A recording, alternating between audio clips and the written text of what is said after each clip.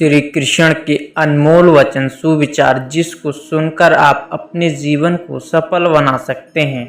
श्री कृष्ण जी की भक्ति बेहद ही दुर्लभ है। जो श्रद्धा भाव से कृष्ण का दास होता है वह सारे जगत को जीत जाता है। यहाँ आप श्री कृष्ण के द्वारा बोले गए अनमोल वचन, श्रीमद् भगवद गीता आदि से प्रेरित सुविचार का भंडार प्राप्त कर सकते हैं।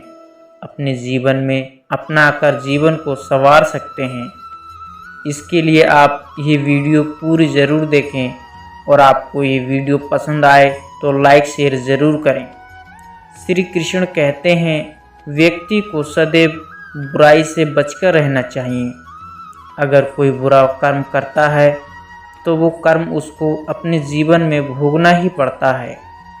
जिस प्रकार बछड़ा झुंड में अपनी माँ को ढूंढ लेता है, वैसे ही कर्म का फल आपको हजारों के भीड़ में भी ढूंढ लेगा।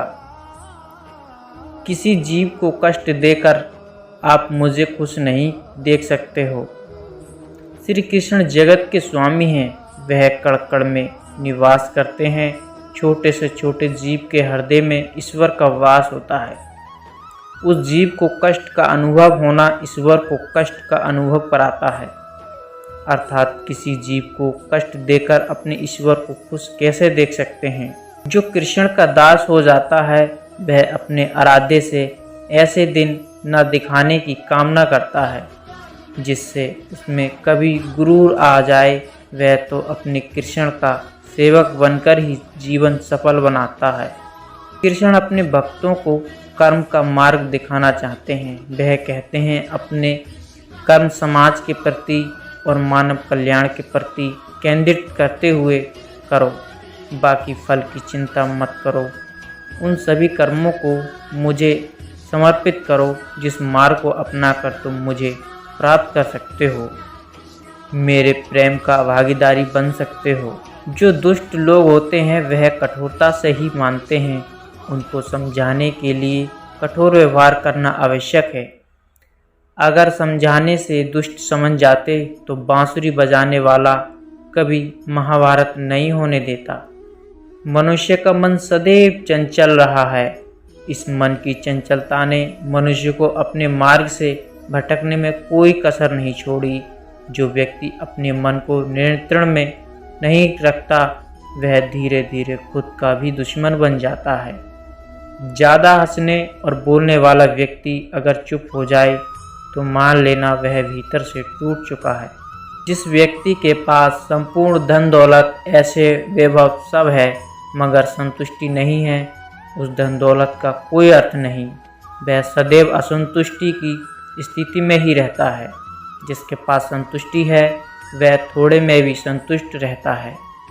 जिंदगी में भरोसा एक ऐसी चीज़ है जिसे प्राप्त करना बरसों की मेहनत के समान है।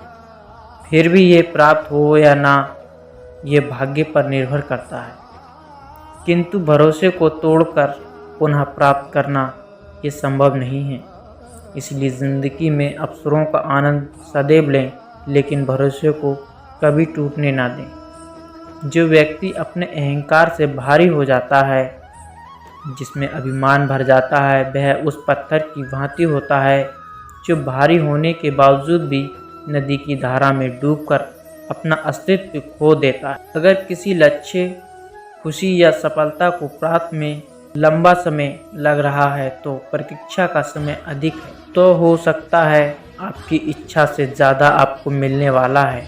अपने कर्म पर अडिग रहिए और विश्वास रखिए उस ईश्वर पर जो आपके कर्म की परीक्षा ले रहा है। श्री कृष्ण कहते हैं मैं विधाता होकर भी विधि के विधान को नहीं टाल सका। मेरी चाह राधा थी और चाहती मुझको मीरा थी, पर मैं हो रुक्मणी का गया। जो विधाता के लेख में होता है उसी का फल हमें मिलता है। विधि के विधान को स्वयं ईश्वर भी नहीं टाल सकते।